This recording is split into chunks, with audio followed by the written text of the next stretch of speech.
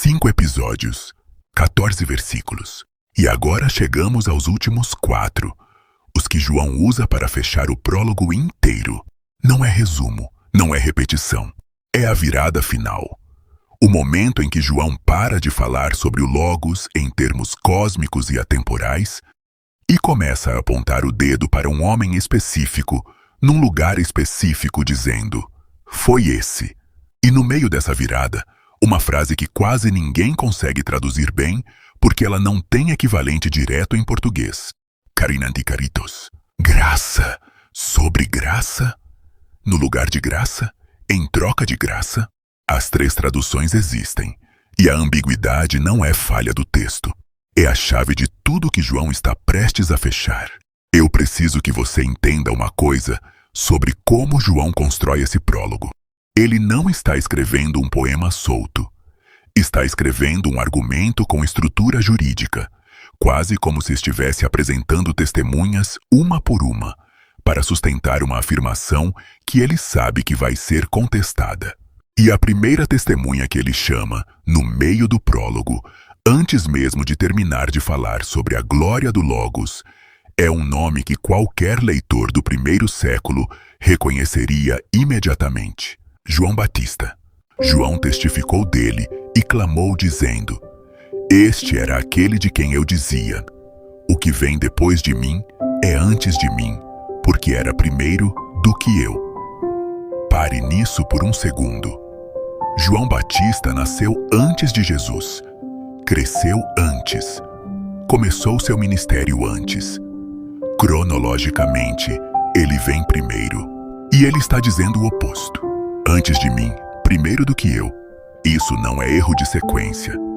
É a primeira testemunha ocular do prólogo afirmando com a própria boca que a pessoa que veio depois dele na linha do tempo existia antes dele em todos os sentidos que importam.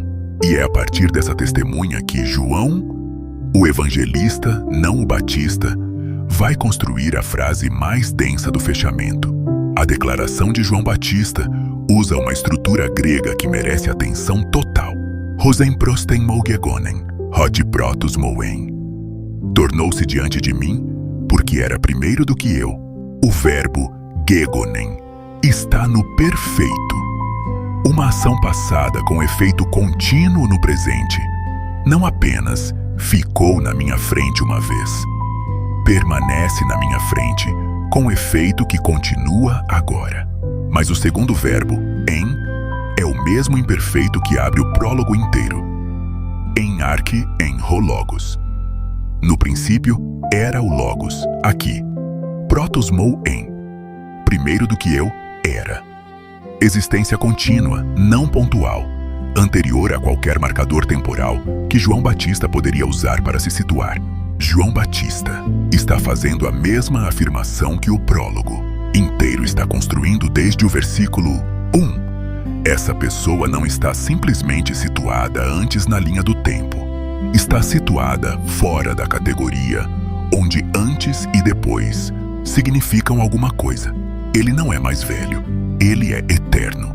E João Batista, que tinha todo o motivo cultural e social para reivindicar precedência, porque era o mais velho, o que começou primeiro, o que tinha discípulos próprios antes de Jesus aparecer, escolhe publicamente diante de testemunhas apontar para baixo de si mesmo. Isso custou alguma coisa a João Batista. Ele tinha seguidores, tinha reputação, tinha, nos termos do mundo, todo o incentivo para manter a própria posição. E a primeira testemunha que o evangelista convoca no prólogo é alguém que escolheu ativamente diminuir a si mesmo diante do que reconheceu. E agora a frase central: Kai ectopleromatos autoemes panstes elabomen, kai charin anticharitos. E da sua plenitude todos nós recebemos, e graça sobre graça. A preposição grega anti normalmente significa em vez de, em troca de, no lugar de. Uma substituição, uma coisa removida para que outra ocupe o espaço. É a preposição que aparece em antalagma, o que se dá em troca de algo perdido. Se você traduz literalmente anti como substituição, a frase ganha um sentido específico. Graça no lugar de graça. Uma graça substituindo outra graça. Não uma graça acumulada sobre a anterior, mas uma sequência. Uma onda de graça que chega, e quando ela recua, outra onda de graça já está lá para ocupar o espaço. Não vazio entre as ondas. Substituição contínua e ininterrupta. A imagem que isso evoca não é de acúmulo estático, uma pilha de graça crescendo. É de fluxo constante. Você recebe graça. Ela não se esgota e te deixa esperando a próxima remessa. No momento em que uma manifestação de graça parece ter cumprido seu propósito, outra já está presente, ocupando exatamente o espaço que a anterior ocupava, sem intervalo. Ectopleromatos auto, da sua plenitude. A mesma raiz de pleres do versículo 14, cheio de graça e verdade. João está dizendo, porque ele estava pleres, cheio até a borda o que vocês, emeispantes, todos nós, recebemos, não foi uma dose calculada, uma distribuição racionada. Foi um fluxo de uma fonte que não tem fundo visível. Versículo 17. Porque a lei foi dada por Moisés, a graça e a verdade vieram por Jesus Cristo. Esse versículo foi historicamente usado, de forma equivocada, para construir uma oposição entre o Antigo Testamento como sistema de lei dura e o Novo Testamento como sistema de graça suave. Lei má, graça boa. Deus do Antigo Testamento severo, Deus do Novo Testamento misericordioso. Isso não é o que o grego nem o contexto do próprio Evangelho de João sustenta. O verbo para a lei é edote. Foi dada, aoristo passivo. O verbo para graça e verdade é egeneto. Veio a ser, tornou-se, o mesmo verbo de sarx egeneto no versículo 14. João não está contrastando dois sistemas opostos de Deus. Está descrevendo dois modos de revelação dentro de uma única história contínua. A lei dada por Moisés já era, ela mesma, expressão da graça de Deus. Um povo recém-saído da escravidão, recebendo instrução de como viver em aliança com quem os havia libertado.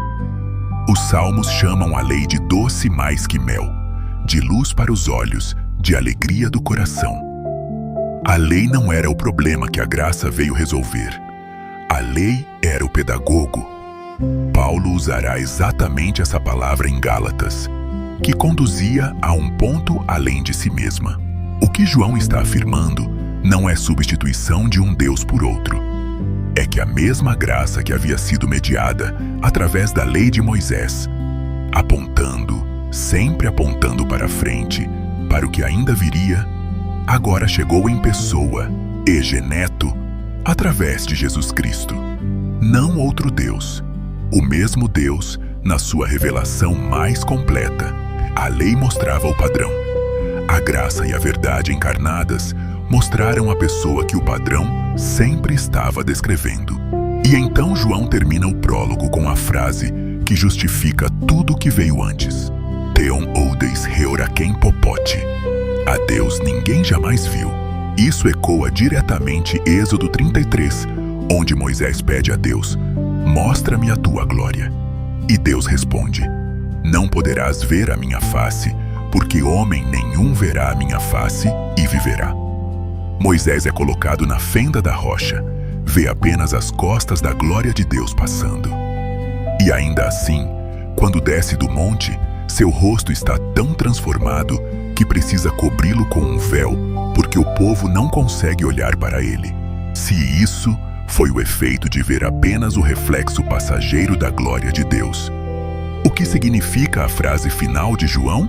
Homonogenes Theos, ho honeston kolpon tu patros, ekenos exegesado.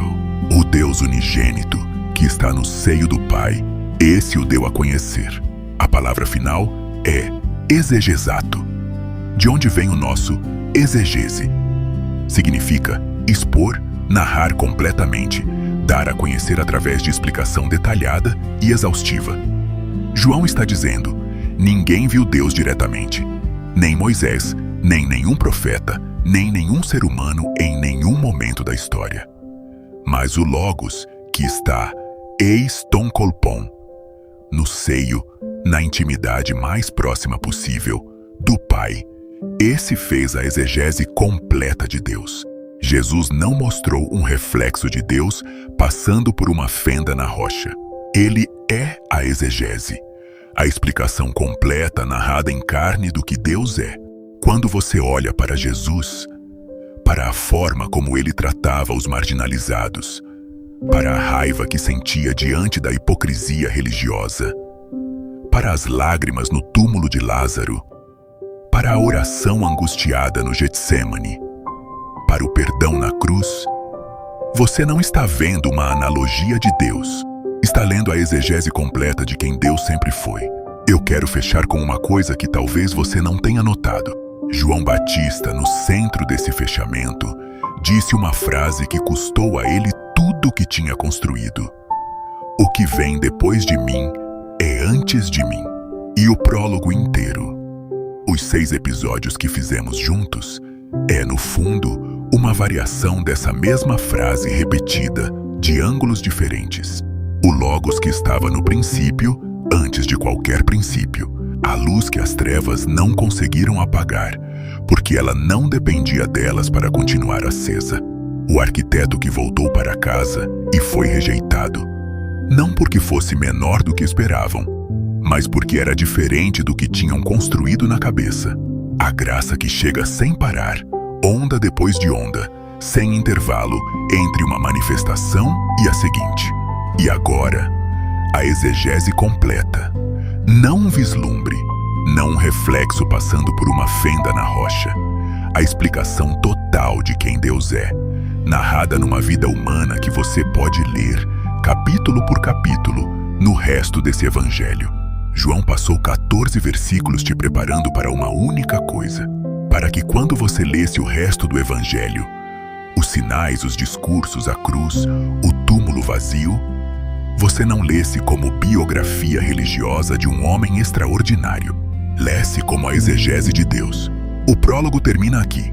14 versículos, 6 episódios e uma única afirmação, dita de 14 formas diferentes, cada uma adicionando uma camada que a anterior não tinha.